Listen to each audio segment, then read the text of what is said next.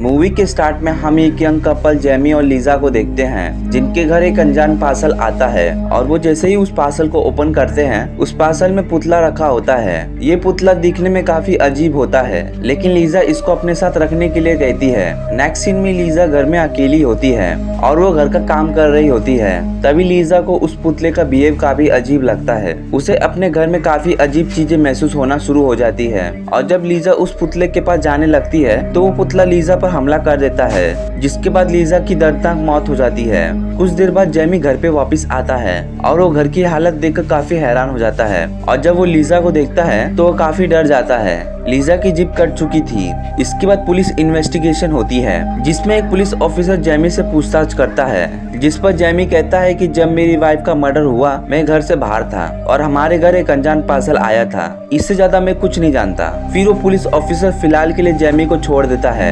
इसके बाद जेमी घर वापस आ जाता है और घर वापस आने के बाद वो उस पुतले के बॉक्स को चेक करता है। उस बॉक्स के अंदर जो कपड़ा होता है उसके नीचे कुछ लिखा होता है और वो जैसे ही उस कपड़े को हटाता है उसके नीचे लिखा था मैरी शो एंड बिली इन रेवेंसफेयर। उसके बाद जेमी मैरी शो के बारे में और पता लगाने के लिए रेवेंसफेयर में अपने डैड से मिलने के लिए जाता है। ये शहर बिल्कुल सुनसान होता है। घर पहुंचने के बाद जेमी की मुलाकात अपनी स्टेप मॉम एला से होती है। उसके बाद वो अपने डैड से मिलता है और अपने डैड से मिलने के बाद वो मैरी शो के बारे में अपने डैड से पूछने लगता है, जिस पर उसकी स्टेप मॉम कहती है कि मैरी शो के बच्चे नहीं थे और उसके पुतले थे और ये तो सिर्फ एक कहानी है छोटे बच्चों को डराने के लिए और इससे ज्यादा कुछ नहीं। लेकिन जेमी उनकी बात पर विश्वास नहीं करता। फिर जेमी फ्यूनरल हाउस पर जाता है, जहाँ पर उसकी मुलाकात मिस्टर हेनरी से होती है और वो यहाँ पर अपनी वाइफ के लिए एक ताबूत खरीदने के लिए आया है। उसके बाद जेमी पास के एक होटल में स्टे कर लेता है। रात में जेमी जब सो रहा होता है तभी उसकी अचानक आँख खुलती है और वो पुतला उसके सामने खड़ा होता है।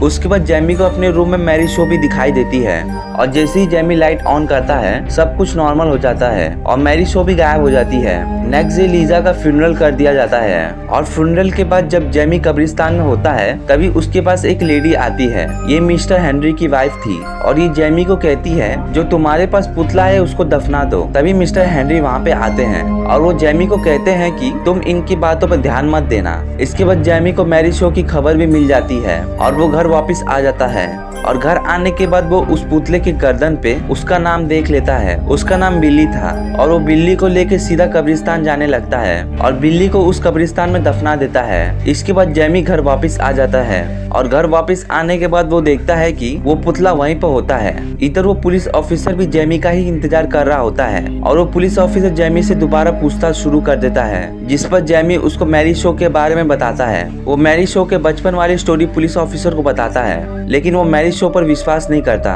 और वो पुलिस ऑफिसर बिल्ली को अपने साथ ले जाने के लिए कहता है और वो जेमी के साइड वाले रूम में रात को स्टे करता है। अगले दिन वो पुलिस ऑफिसर वहाँ से चला जाता है और जेमी उसके रूम से वो पुतला वापस उठा लेता है और उसको सीधा मिस्टर हेनरी के पास लेकर आता है। फिर मिस्टर हेनरी मैरी शो के बारे में जेमी को बताने लगते हैं। वो कहते हैं कि बचपन में रेवेंसफेयर में थिएटर ओपन हुआ था लॉस्ट लेक के पास और वो वहाँ पर मैरी शो अपने पुतलों के साथ शो दिखाया करती थी। मैरी शो पुतलों की आवाज निकाल कर लोगों को एंटरटेन किया करती थी। तभी एक दिन एक बच्चा जिसका नाम माइकल था उसने मैरी शो को कहा कि ये पुतला नकली है और आप इनकी तरफ से बोलती हैं। इस बात पर मैरी शो को काफी गुस्सा आया क्योंकि वो उन पुतलों को अपने बच्चे जैसा ही मानती थी। इस शो के कुछ दिन बाद माइकल नाम का वो बच्चा गायब हो गया और सबका सीधा शक मैरी शो पर गया। उसके कुछ दिन बाद मैरी शो की भी हत्या कर दी गई। मैरी शो ने अपनी वसीयत में लिखा था कि उसे उसके पुतलों के साथ ही दफनाया जाए। उसके पास पूरे 101 पुतले थे। मैरी शो के दफन होने के बाद रेवेंसफेयर में मौतें चालू हो गई, जिसके बाद एक एक करके लोग मरने लगे और जिनकी भी मौतें हुई उनकी जीभ कटी हुई थी, जैसे कि लीजा के साथ हुआ था। फिर नेक्स्ट सीन में जेमी लॉस्ट लेक के पास उसी थिएटर में जाता है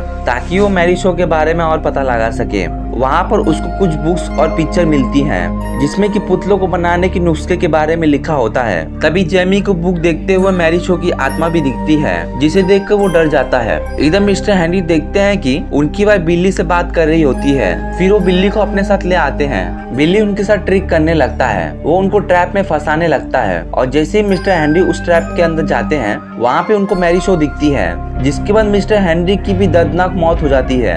इधर जेमी उस थिएटर से वापस वापस आता है और अपने डैड से माइकल के बारे में पूछने लगता है कि माइकल का हमारे फैमिली से क्या रिलेशन है, जिस पर उसके डैड कहते हैं कि माइकल तुम्हारे ग्रैंडपा के भाई थे और जब वो गायब हो गए तो सबका सीधा शक मैरिज शो पर गया, इसलिए हमारी फैमिली वालों ने मैरिज शो की हत्या कर दी और उसके बहरेमी से जीभ काट दी गई थी, लेकिन वो मरी नहीं, उसने बदला लिया। जितने भी लोग उसकी हत्या में शामिल थे उसने एक एक करके उन्हें मारना शुरू कर दिया, यहाँ तक कि उनके बच्चों को भी मारना शुरू कर दिया और इसलिए मैंने तुम्हें यहाँ से दूर रखा ताकि तुम इस स्टाफ का हिस्सा ना बन सको। इसके बाद जैमी वहाँ से जाने लगता है। तभी डोर पर उसको वही पुलिस ऑफिसर मिलता है और वो जैमी को कहता है कि किसी ने बाकी की 100 कब्र भी खोद दी है और उनमें से पुतलों को निकाल लिया है। वो पुलिस ऑफिसर कहता है कि ये सब किसने किया, जिस पर जैमी कहता है कि मुझे नहीं पता और मैं भी ये सब जानना चाहता हूँ। इसके बाद वो उस पुलिस ऑफिसर को धक्का देकर उस थिएटर की तरफ निकल जाता है। इधर वो पुलिस ऑफिसर भी जैमी का पीछे पीछे उस थिएटर की तरफ निकल जाता है। थिएटर में पहुंचने के बाद वो पुलिस ऑफिसर और जैमी बाकी के बचे 100 पुतले खोजने लगते हैं। तभी उनके पीछे एक लाल पर्दा नीचे गिर जाता है और उस लाल पर्दे के पीछे ही होते हैं वो बाकी के 100 पुतले। बस उनमें से एक ही पुतला नहीं होता जो कि होता है बिली।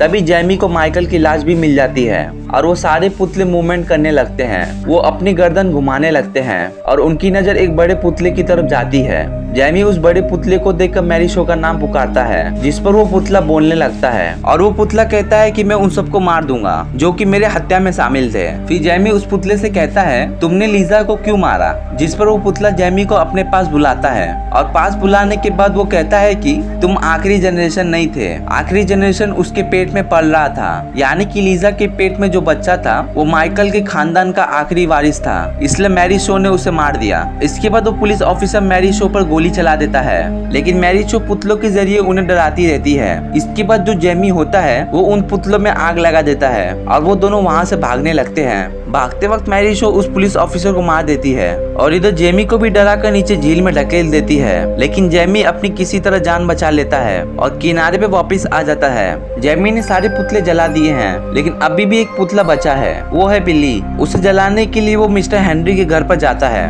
और मिस्टर हेनरी की हालत देखकर वो काफी हैरान हो जाता है और अब जैमी मिस्टर हेनरी की वाइफ से बिल्ली के बारे में पूछता है, जिन पर उनकी वाइफ कहती है कि बिल्ली को तुम्हारे डैड यहाँ से लेकर चले गए। अब जैमी सोच में पड़ जाता है क्योंकि उसके डैड तो व्हील चेयर पे हैं और वो ये सब कैसे कर सकते हैं। इसका जवाब जानने के लिए वो अपने घर पर वापस जाता है और जैमी अपने घर में अपने डैड को ढूंढने लगता है।